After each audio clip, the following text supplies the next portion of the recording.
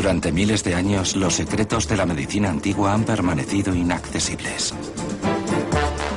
Pero ahora están siendo redescubiertos. Ocultas en textos olvidados encontramos descripciones de tratamientos truculentos y espantosos. ¿Cómo perforaban los cirujanos incas el cráneo humano para salvar a los pacientes de una muerte segura? ¿Cómo podía una especie de raya eléctrica con la potencia de una pistola paralizante aliviar el dolor? También conoceremos una extraordinaria herramienta quirúrgica usada para operar a un príncipe afectado por una de las lesiones cerebrales más raras de la historia.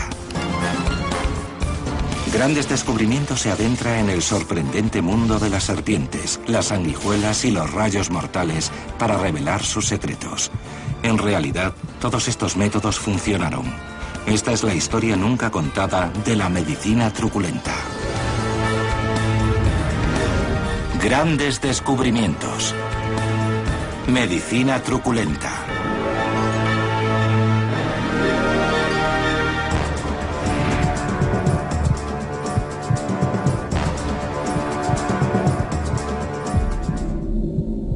La sangría. Su propio nombre suscita imágenes de sacrificio y crueldad. Comenzó a ser practicada hace más de 3000 años y provocó la muerte por desangramiento de miles de pacientes. Para intentar curar cualquier cosa, desde la fiebre hasta la locura, los médicos extraían hasta 2 litros de sangre. Aunque suene estrafalario, abrirle las venas a alguien y sacarle su líquido vital puede ser beneficioso en algunas circunstancias. El sangrador más famoso de la historia fue un griego de la antigüedad llamado Galeno. Nacido en el año 129 después de Cristo, sus milagrosos poderes curativos le hicieron acreedor de culto divino. Galeno tenía una teoría de la medicina basada en el equilibrio de los humores del cuerpo.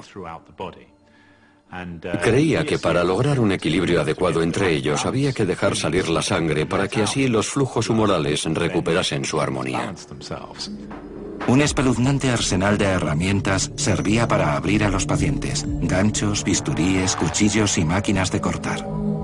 Pero el método más conocido era la sanguijuela. Hoy en día, la mayoría de los pacientes contemplarían con pavor que una sanguijuela se arrastrase por sus manos porque lo consideran un método pasado. Sin embargo, su uso está resurgiendo. Junto al empleo de sanguijuelas, las teorías de Galeno han sido descartadas durante siglos.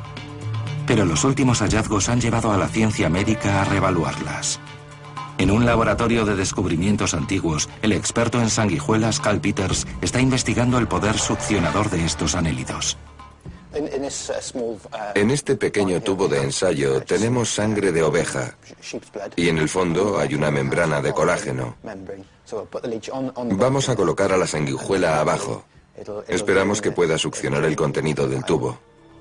En algo más de 20 minutos, la sanguijuela absorbe la sangre y multiplica por 4 el peso de su cuerpo.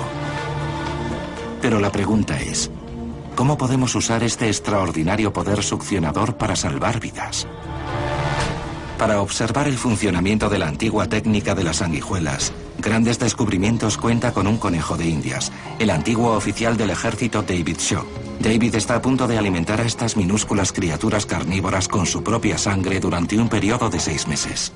No soy aficionado a las agujas, y en el mejor de los casos una sanguijuela es una pequeña aguja biológica.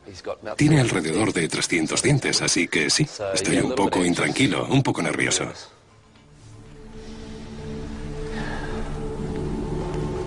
El animal comienza a alargarse para aumentar su volumen y prepararse para beber hasta 50 mililitros de sangre humana. 25 segundos después, la sanguijuela consigue romper la piel. Practica un agujero y después muerde con sus 3 mandíbulas, cada una de las cuales tiene 125 dientes. Normalmente, cuando la superficie de la piel se abre, un coágulo evita que muramos desangrados. Pero las 3 mandíbulas de la sanguijuela que vemos aquí segregan una sustancia única capaz de vencer al mecanismo de coagulación de nuestro cuerpo. Su saliva actúa como un anticoagulante que evita que la sangre se espese. Igual que ahora, el procedimiento antiguo concluía cuando la sanguijuela se desprendía del cuerpo, una vez que había satisfecho sus necesidades con unos 50 mililitros de sangre. Ha sido una gran experiencia. Me sorprendió la cantidad de veces que uno siente un pequeño pinchazo de la sanguijuela. Parece ser que no tiene bastante con un mordisco, así que le gusta hurgar un poco para encontrar el mejor flujo sanguíneo. Puedes sentir las contracciones del cuerpo de la sanguijuela mientras absorbe la sangre, pero no notas cómo fluye. Ahora comienza la segunda fase de la prueba.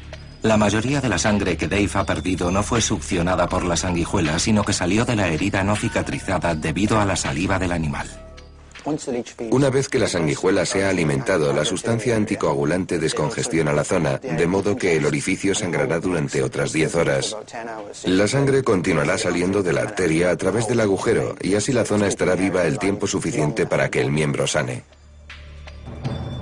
Estas extremidades padecen necrosis ósea, que ocurre cuando parte del hueso no recibe sangre.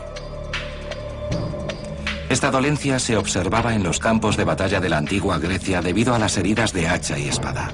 Cuando los vasos sanguíneos se cortan, las extremidades son privadas de los nutrientes vitales proporcionados por la sangre, y al final el miembro se cae o el paciente muere. La saliva de las sanguijuelas contiene un agente vasodilatador que actúa sobre las venas pequeñas y los vasos capilares. Esto permite a las sanguijuelas atraer sangre hacia la parte del cuerpo dañada y mantenerla viva mientras se cura. Sin embargo, las sanguijuelas no son el único bicho que pululaba por la piel del hombre en el mundo de la medicina truculenta de la antigüedad. El tratamiento más espeluznante era el de las serpientes venenosas. En Grecia se hallan las ruinas de Epidauro, la sede de un misterioso culto a los oficios que se decía poseían poderes curativos mágicos.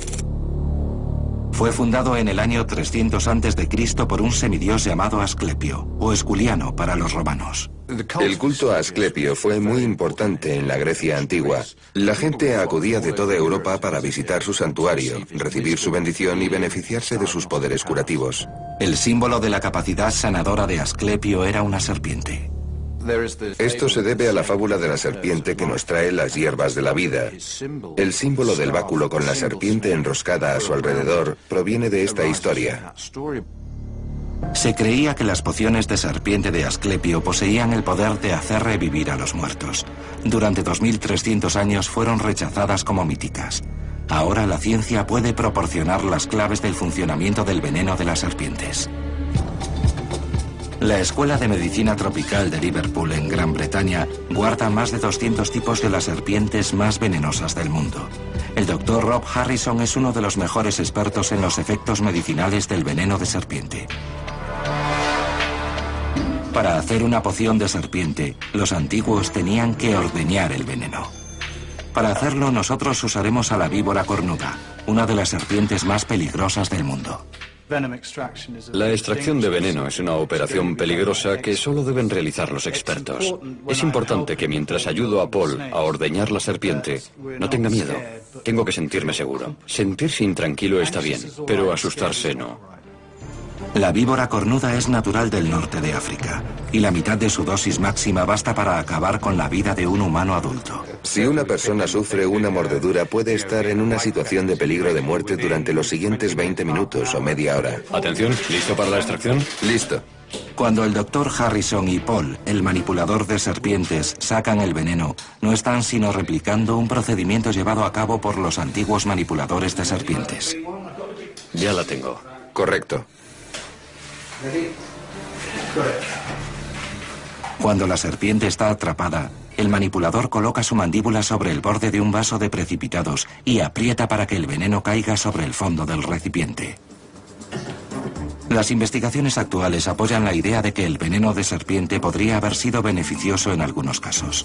Las neurotoxinas pueden usarse para producir medicamentos contra el Alzheimer y la pérdida de memoria, mientras que sus hemotoxinas ayudan a combatir los ataques al corazón y la hipertensión. Todos los años, 125.000 personas perecen como consecuencia de las mordeduras de serpiente. La hipertensión mata a muchas más. Y los inhibidores de proteasas, que son el medicamento más efectivo contra ella, se desarrollaron a partir de las proteínas del veneno de serpiente. De modo que deberíamos contemplar a las serpientes no como enemigos, sino también como aliados potenciales para mejorar nuestra salud.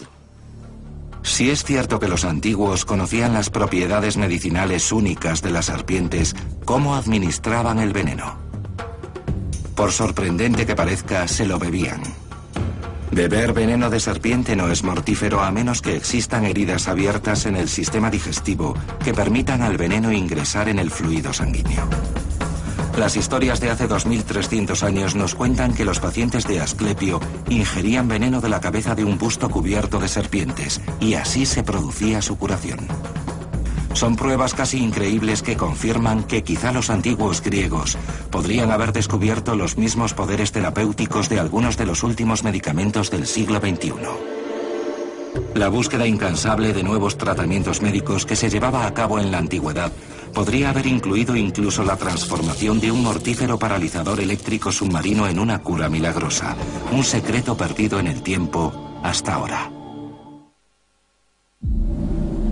Desde el comienzo de la historia, los humanos han tratado de manipular y controlar el dolor por medios como los antiguos aparatos de tortura que infligían un sufrimiento indecible, hasta los ungüentos mágicos que hacían desaparecer el dolor.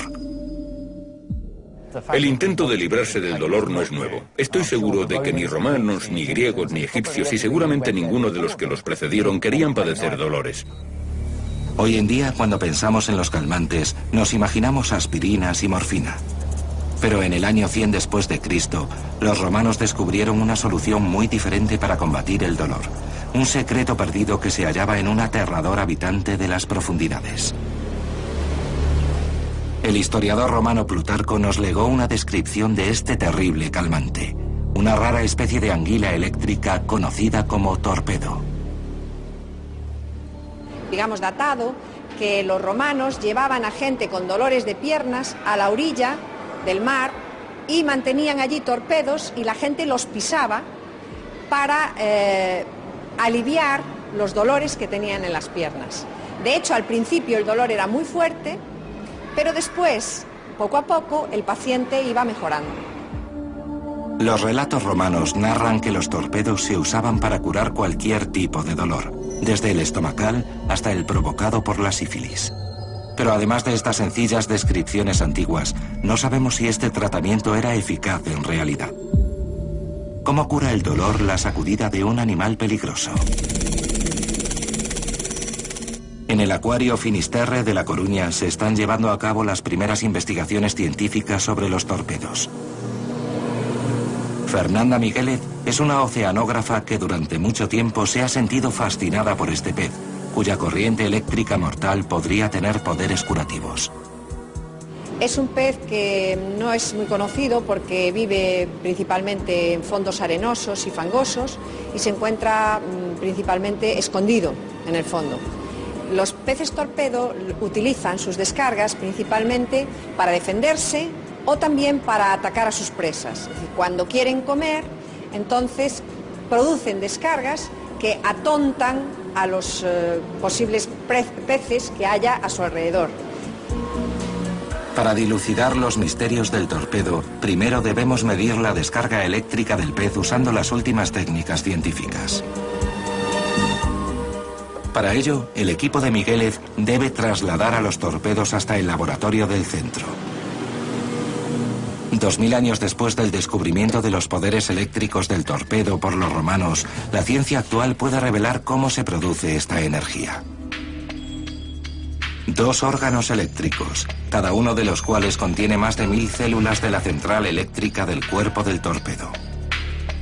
Cuando pica, el cerebro del torpedo ordena a estas células disparar y así se produce la corriente eléctrica. Cada una de esas células produce una pequeña cantidad de electricidad, pero la asociación de muchas produce esa cantidad importante de electricidad. El resultado es una pistola eléctrica viviente y acuática. Esta máquina que vemos aquí es un osciloscopio. Sirve para medir las descargas eléctricas que produce el pez torpedo, midiendo el voltaje en función del tiempo. Hoy vamos a buscar la mayor descarga que puede dar un pez torpedo. En latín, torpedo significa paralizado, así que Fernanda debe tener mucho cuidado cuando manipule el pez durante la prueba. El torpedo dispara su corriente, que tiene una potencia registrada de 20 voltios, casi el doble de la que produce la batería de un coche.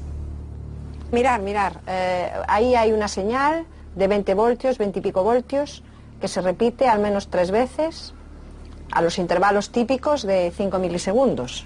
Lo que hace esto a una persona es dolerle mucho. Ahora el equipo de investigación posee una medición fiable del potencial eléctrico del torpedo. Pero nos queda la pregunta fundamental. ¿Cómo transformaron los romanos esta arma acuática paralizante en un anestésico? En su laboratorio de descubrimientos antiguos sobre el dolor, el Dr. Watson está a punto de comprobar si el sorprendente remedio calmante del que hablaba Plutarco hace 2000 años es efectivo. Para hacerlo necesita a alguien que padezca dolor. Dave Shaw ha regresado para prestar su cuerpo a otro temerario experimento de la antigüedad. Vamos a medir la tolerancia de Dave al dolor. El Dr. Watson pone el dedo de Dave en un aparato conocido como algómetro, que lo llevará al límite de su capacidad de resistencia al dolor mediante la aplicación de presión sobre el dedo hasta que no pueda más. Voy a colocar tu dedo aquí y después lo apretaré y presionaré hasta que me digas que pare. Y va a doler, así que déjame tu dedo. Como te dije, lo presionaré apretando más y más. Mientras el Dr. Watson aumenta la presión sobre el dedo de Dave, los neurotransmisores del paciente se disparan a una velocidad de 100 metros por segundo para transmitir al cerebro mensajes de dolor. A este ritmo, el cerebro experimenta unas señales equivalentes a una quemadura de 2º grado. Así, continúa así. Sigue así. ¿Paro ya? No. Es suficiente, así basta, suficiente. Bien, Dave, el resultado es 827, que no está nada mal. Desde luego por encima de la media. Y dado tu historial y tu exposición a dolores en el pasado, esperaba que estuvieras por encima de lo normal. La lectura de la prueba de Dave revela que es capaz de aguantar 827 kilopascales de presión, equivalente a tener un cuerpo de 310 kilos sobre un dedo. Es una especie de dolor arrollador del que no puedes escapar. En absoluto me gustaría sufrir un dolor así de forma continua las 24 horas del día. Si fuera así, estaría buscando algo, lo que fuese, para calmarlo. Especialmente si fuese tan intenso como el que yo he sentido. Ahora la forma en que pensamos que el torpedo funcionaba es la siguiente. El animal producía la energía suficiente para dormir el dolor, neutralizando los impulsos que envían mensajes al cerebro. Para comprobarlo, el Dr. Watson administra a un paciente los mismos voltios producidos por el torpedo. Usaremos un estimulador eléctrico que produce un tipo peculiar de corriente. Es simplemente una versión actual de lo que los romanos hacían con el torpedo. Muy bien, Dave. Lo que hemos hecho es poner un par de grandes electrodos aquí. Voy a encender esto muy despacio. La corriente eléctrica es casi idéntica a los 20 voltios del torpedo. Si los relatos antiguos están en lo cierto, Dave debería ser capaz de elevar su resistencia al dolor de 827 kilopascales, el valor registrado anteriormente. Funciona así. En la espina dorsal tenemos un dispositivo que controla la cantidad de dolor que sentimos. Lo único que hacemos es usar electricidad para quemar el nervio. Al estimularlo, lo que hacemos es bloquear el dispositivo, de modo que reduciremos la capacidad del cuerpo para transmitir dolor de la mano al cerebro. Si el dolor de la mano no llega al cerebro, no lo sentirá y por tanto habrá menos dolor. Ahora el Dr. Watson debe probar si la teoría de la electroterapia funciona en realidad. Tras 15 minutos de estimulación eléctrica a 20 voltios, el doctor activa su dolorómetro por segunda vez.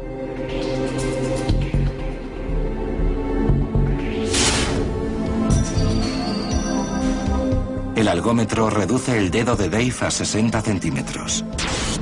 En estos momentos está experimentando un dolor mucho mayor del que cabe esperar que un ser humano pueda soportar. Ya. Bien. Esto nos da 1096. ¿1096? Mucho más que la última vez. ¿200 más? 200 más, alrededor de un 25% más que antes. Al principio aguantó hasta 827 y entonces me dijo que parase. Pero esta vez aguantó hasta 1096. Así que ahora es menos sensible al dolor. Ahora Dave puede soportar la presión equivalente a un camión de 2 toneladas pasando por encima del dedo. 2000 años después de los primeros relatos de Plutarco, este experimento pionero ha demostrado que las historias de los antiguos romanos estaban basadas en hechos reales. Estoy bastante seguro de que no entendían las astas dorsales y tampoco creo que entendiesen el mecanismo de estimulación de los nervios a fin de calmar el dolor. Pero sí sabían que la electricidad generada por el pez torpedo producía una sensación que calmaba los dolores. Miles de años después, nuestras máquinas modernas son la forma contemporánea de realizar la terapia del pez torpedo. Incluso los romanos se estremecerían al pensar en algunos tratamientos en el misterioso mundo de los incas, donde literalmente los médicos les abrían la cabeza a sus pacientes.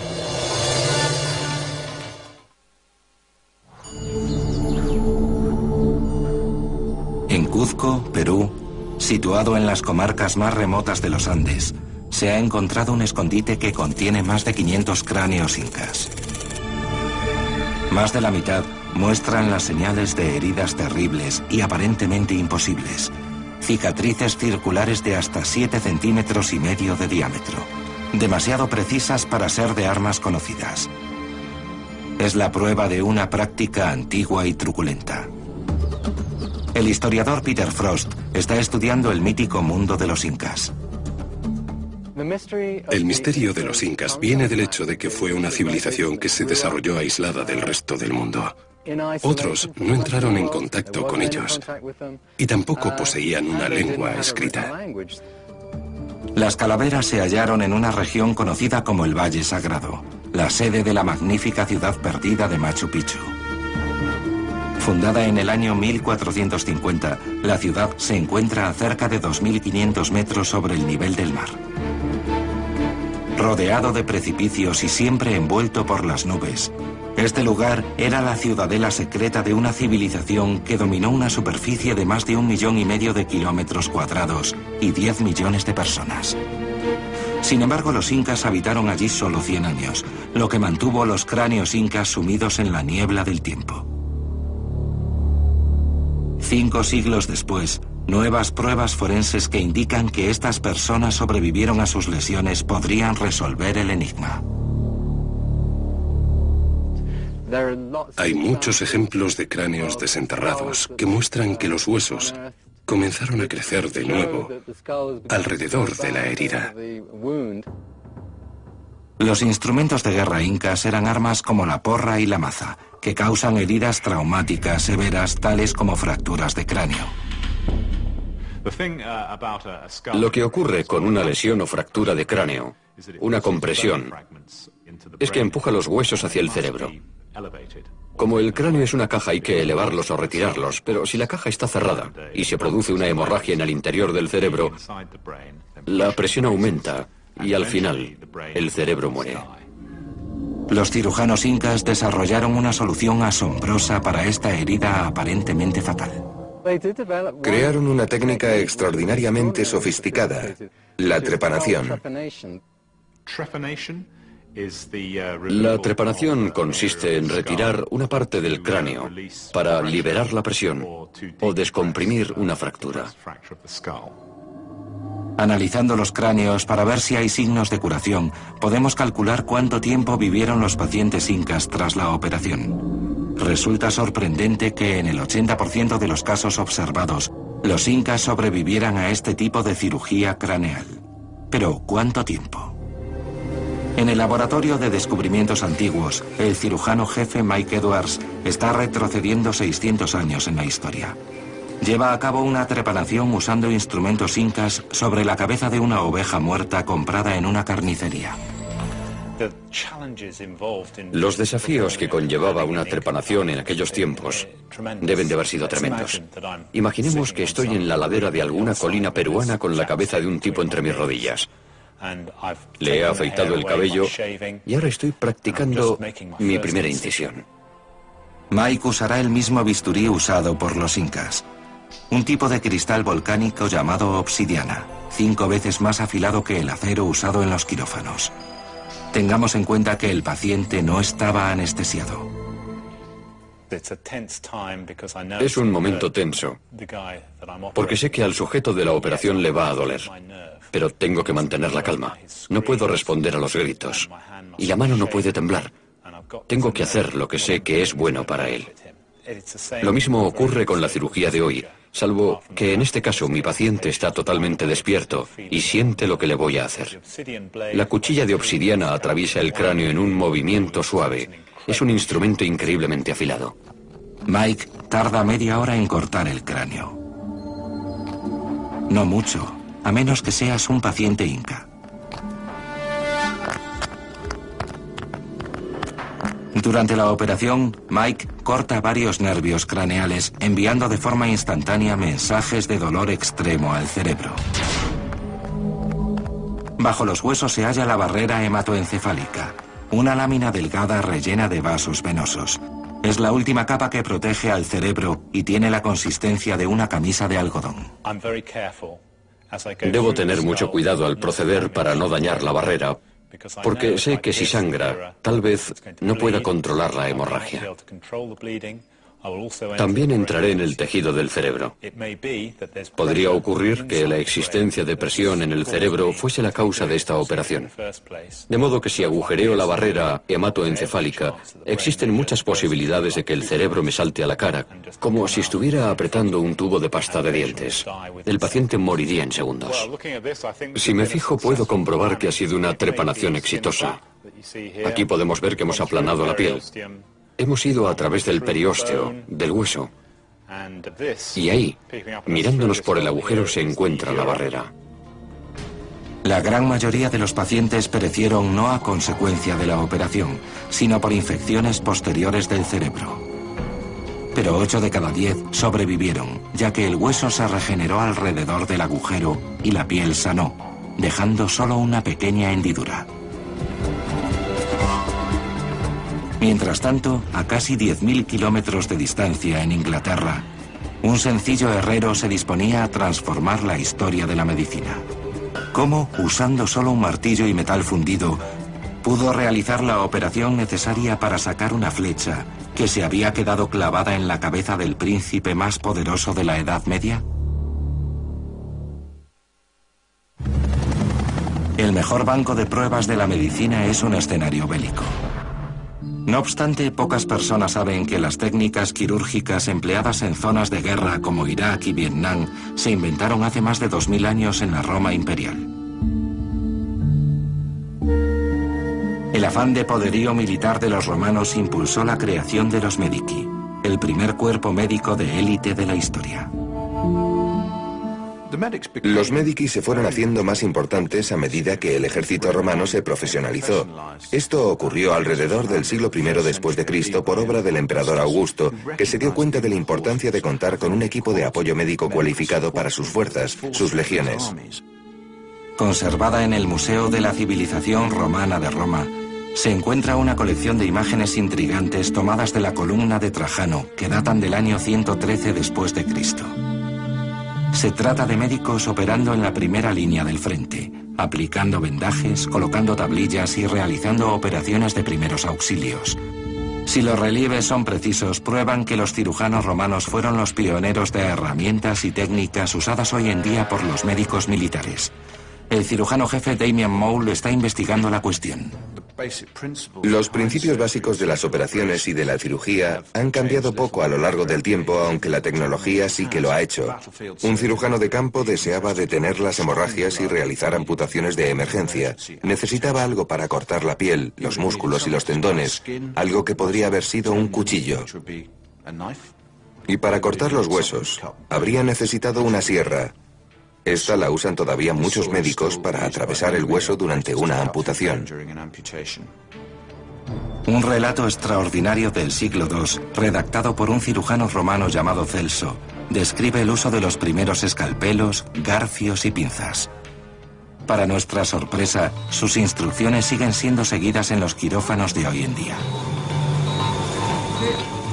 Los cirujanos actuales limpian y cosen las heridas igual que lo hacían sus predecesores hace 1800 años. Solo un loco ignoraría la historia y el pasado. Las pinzas y tijeras que se usaban en la antigua Roma son las mismas que utilizamos hoy. Los materiales y el diseño han cambiado, pero sus principios de uso y el modo en que estos instrumentos se manipulan para frenar las hemorragias eran idénticos a los de ahora. Los cirujanos de hoy siguen memorizando los 4 principios de la inflamación de Celso: tumor, rubor, calor y dolor. Este paciente se recuperará totalmente, una recuperación basada en los médicos militares romanos. Sin embargo, a lo largo de la historia, la supervivencia dependía no solo de las innovaciones médicas, sino del rango y la influencia. La necesidad de salvar a los generales heridos, a los comandantes y a los monarcas y emperadores llevó a la medicina a nuevas y asombrosas cotas. En el año 1403, el príncipe Hal, heredero al trono inglés, se puso al frente de 4000 soldados contra una rebelión que se conocería como la Batalla de Shrewsbury. Solo tenía 16 años y en 24 horas su rostro no sería el mismo nunca más. A medida que el ejército real avanzaba, los arqueros situados en la cima de la colina enviaron una lluvia de flechas colina abajo. Los cronistas de la época, cuando encontraban algo así, decían que el cielo se oscurecía debido al enorme número de flechas que se dirigía hacia ellos a través del cielo. Si eres un caballero y llevas una armadura completa, la respiración se hace cada vez más difícil. Así que mientras ascienden a duras penas la colina, lo primero que quieren hacer es liberarse de su carga. Y eso los hace vulnerables a las flechas porque miran hacia arriba. Eso fue precisamente lo que le sucedió a Enrique V. El príncipe Hal fue alcanzado por una flecha justo debajo de su ojo izquierdo. Penetró 15 centímetros en el cerebro, dejándolo debatiéndose entre la vida y la muerte. Lo extraordinario de aquella batalla no fue que el futuro Enrique V fuese alcanzado por una flecha, sino que no se retiró. Se quedó y continuó luchando aunque tenía esa flecha maligna clavada en la cara. En el Glasgow Digital Design Studio, un centro de investigación, el renombrado neurocirujano Ian Sabin ha recreado por primera vez la herida sobre una reproducción virtual del príncipe Hal. La punta de flecha era un punzón diseñado para traspasar las armaduras, y así penetró los tejidos de forma casi quirúrgica. Entre las zonas que seguramente se vieron afectadas está un nervio ubicado bajo el ojo y conocido como infraorbital, que proporciona sensibilidad a la mejilla. Seguramente la mejilla se le quedó dormida.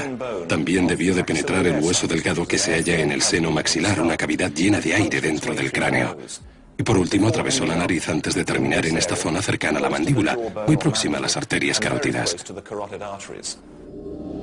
A una escala de más del 1000%, Ian es capaz de trazar un mapa tridimensional que muestra lo peligrosamente cerca que el príncipe estuvo de la muerte. Si ahora retiramos el esqueleto facial para que la flecha se vea mejor, observamos lo cerca que estuvo de las estructuras que habrían provocado una muerte rápida. La vena yugular, la principal fuente de riego del cerebro, y las arterias carótidas, las mayores, que llegan al cerebro y a los músculos faciales. Además, estuvo muy cerca del cordón de la médula en el tronco encefálico, una lesión que provoca la muerte instantánea. Llevaron al príncipe al castillo de Kenilworth, en el centro de Inglaterra.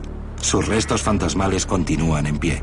Sus ayudantes intentaron sacar la flecha con cuidado, pero entonces se produjo un desastre. La flecha se parte. Ahora el príncipe tiene un punzón metido 15 centímetros en el cráneo. ¿Cómo lo sacarán? ¿Y quién en todo el reino posee la habilidad para hacerlo? Los consejeros del príncipe seleccionaron a John Bradmore, un cirujano y herrero convicto por falsificación de moneda, para el reto de su vida. Tenemos que imaginar la situación única en la que se encontraba Bradmore. Para empezar, estaba en la cárcel por falsificación, un delito muy grave. Lo arrastraron fuera de la prisión, lo llevaron a Kenilworth y le dijeron: esto es lo que hay, tenemos al futuro rey de Inglaterra con una punta de flecha en la cabeza y tú tienes que sacarla. Pocas horas después de abandonar la cárcel, John Bradmore ideó un plan increíble. Decidió forjar un nuevo instrumento quirúrgico usando tan solo un martillo y varias hojas de metal fundido. El herrero Héctor Cole está reconstruyendo el extractor de flechas usando la misma técnica de Bradmore 600 años antes. Lo que John Bradmore debería haber hecho en primer lugar es forjar una vara de metal para el cuerpo principal del extractor. Lo he hecho y he estrechado los dos extremos de forma que tengan el diámetro adecuado para que pasen las flautas y crear un semicilindro en cada uno. Cuando se juntan, forman un tubo que puede entrar en la herida al fondo de la cual se encuentra la punta de flecha que hirió la cabeza de Enrique V. Mientras John Bradmore trabajaba, hora a hora la infección y la fiebre empujaban al príncipe más cerca de la muerte. El tiempo era vital y no tenía mucho para fabricar el aparato. Tendría un día y medio como máximo para figurarse cómo hacerlo y después ponerse a fabricarlo. Estaba bajo una presión tremenda. El astil de la flecha se había quebrado en el interior del cráneo del príncipe. Por suerte la punta estaba hueca, un detalle que luego sería crucial. Este extractor tenía que entrar por la herida, llegar a la base de la punta y lo que es la parte más sagaz del invento, ensancharse dentro para no causar ningún daño al futuro rey de Inglaterra. Se inserta con firmeza en la punta de flecha y después, con un pequeño giro, sale. 6 siglos después de que John Bradmore forjase su instrumento, el equipo de grandes descubrimientos lo pone a prueba. Por medio de la última tecnología de imágenes virtuales, van a repetir la operación que salvó la vida del príncipe inglés. La pregunta es, ¿cómo sobrevivió el futuro monarca? Julio de 1403. En el castillo de Kenilworth, el futuro rey de Inglaterra yace moribundo con una flecha alojada a una profundidad de 15 centímetros dentro de su cráneo. Cómo sobrevivió fue durante siglos un misterio médico. En el centro de pruebas de grandes descubrimientos, nuestro equipo está replicando la herida del príncipe Hal en el cadáver de un cerdo. Usando un arco del siglo XV, disparan una flecha a 300 kilómetros por hora directa al cuerpo del animal. Ahora el cirujano Mike Edwards está estudiando cómo podemos usar el extractor para sacar la punta de la flecha. Estamos usando un cadáver de cerdo, así que tenemos que trazar las similitudes entre este y el de un ser humano. Esto es un gran problema porque en medio de estos tejidos tan profundos no puedo ver la otra parte. Lo que tengo que pensar es la manera de sacar la flecha y qué estructuras voy a encontrar en el camino que me lo puedan impedir, porque precisamente en el rostro hay unas estructuras vitales que no puedo dañar. El reto de Mike es aún más difícil, porque sabemos que durante la cirugía el astil se rompió, dejando la punta de flecha dentro de la herida de 15 centímetros. Como podemos ver ahora, hemos sacado el astil de la flecha, pero queda la punta, que debe de estar enterrada al final de la herida. Ahora John Bradmore sabe que la punta está ahí dentro y que tiene que ingeniárselas para sacarla. Es ahora cuando tenemos que probar si este artilugio creado en 1403 bastó para extraer la punta de flecha. Hace más de 600 años, el príncipe Hal debió de sufrir la operación sin ningún tipo de anestesia. La historia original cuenta que no fue un procedimiento directo. Necesitaré suerte para que funcione a la primera.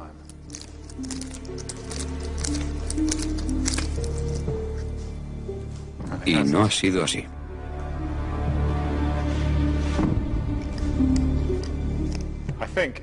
Creo que si yo fuera John Bradmore, haciéndole esto al príncipe Hal, ahora mismo mi carrera correría peligro. Seguramente mi cabeza también. Lo que tengo que hacer es ver si estamos cerca de la punta de flecha.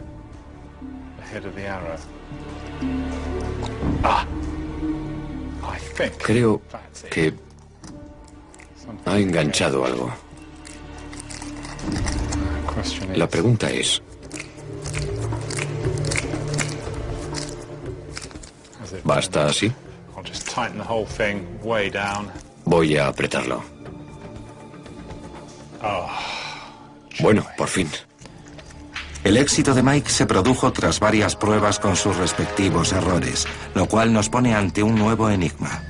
¿Cómo sobrevivió el príncipe a este procedimiento invasivo? Para descubrirlo, el equipo se vale de la tecnología del futuro, con el objetivo de examinar el interior de la cabeza del príncipe Hal. En el estudio de diseño digital de Glasgow, la nueva tecnología virtual puede resolver el acertijo del príncipe que en principio nunca debería haberse convertido en rey. Lo que hemos hecho es construir un modelo tridimensional de Hal en capas. Comenzamos con los tejidos externos y los tratamos de forma tridimensional. Hemos podido reproducir el cerebro, el cráneo y los órganos principales de la cabeza. Así podremos entender exactamente dónde estaba la punta de flecha. El equipo se dispone a crear una cabeza virtual del príncipe Hal en 3 dimensiones. Cada elemento real se reproduce a un tamaño que no excede 1 milímetro del verdadero. Para crear una imagen realista tridimensional de la flecha o el extractor, en primer lugar debemos trazar su esquema. Después lo usamos para dibujar las superficies. A continuación, nos servimos de las imágenes de referencia de las fotografías que hemos tomado y las proyectamos sobre las superficies dibujadas que hemos creado a partir de las siluetas. El producto final es algo muy parecido al objeto real. Todos los elementos virtuales están en su sitio. El neurocirujano Ian Sabin está a punto de realizar la primera operación de un personaje histórico. ¿Podemos retirar el cráneo y la capa de músculos? Vamos a cambiar al modo de selección de capas. Ya está. Ian puede visualizar al príncipe virtual usando gafas de 3 dimensiones. Después, la tecnología del guante remoto le permite manipular al príncipe en un espacio virtual. Trayectoria de la flecha. Aquí la tenemos. La flecha tomó el único camino no letal. No tocó ni la espina dorsal ni el tronco encefálico. Tampoco el vaso sanguíneo más importante del cerebro, la arteria carótida. Usando el extractor de Bradmore, voy a ir a lo largo del sendero creado por la flecha para colocarlo dentro del hueco de la punta. Parece que está en el mismo lugar, pero yo lo puedo ver con gran detalle, algo que Bradmore no pudo hacer. Vamos a girar la cabeza para ver la punta del extractor y así obtener una visión más cercana. Esto es algo que nunca había visto antes. Es increíble. Por poco no toca la arteria carótida. Estuvo cerca de la muerte. En estos momentos, hace 600 años, el príncipe tendría fiebre y su corazón latería a una velocidad cercana a las 120 pulsaciones por minuto. Sacar la flecha era vital. Pero antes, Ian debe asegurarse de que la ubicación de la punta de la flecha es correcta. Estoy a punto de sacarla. Puede producirse una hemorragia torrencial, así que necesito que los demás hagan presión sobre la arteria carótida si eso sucede. Vamos a preparar algunas bolsas y también algunas pinzas. Acciono el mando del extractor para abrir las mandíbulas y tirar de la flecha hacia adelante y hacia atrás, liberándola de su trampa ósea. Y poco a poco la voy sacando.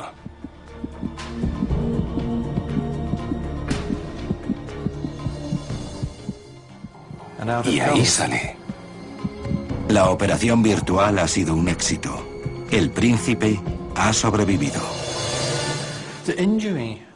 La herida del príncipe Hal fue horrorosa y lo cierto es que tuvo mucha suerte de sobrevivir. Usando la tecnología más avanzada, ahora podemos entender cómo pudo vivir y lo que el cirujano hizo en realidad. John Bradmore se convirtió en un cirujano famoso y estuvo cobrando una pensión vitalicia anual de 10 soberanos. Estos descubrimientos antiguos han demostrado que los conocimientos acerca del dolor, los traumas y la anatomía humana estaban mucho más avanzados de lo que pensábamos. Tratamientos truculentos como las sanguijuelas, las serpientes y los peces torpedo no deben ser considerados algo primitivo, sino como métodos visionarios. Cada visita al hospital que realizamos hoy en día, cada vida que se salva, es la culminación del trabajo de los pioneros de la medicina, los primeros doctores de la historia.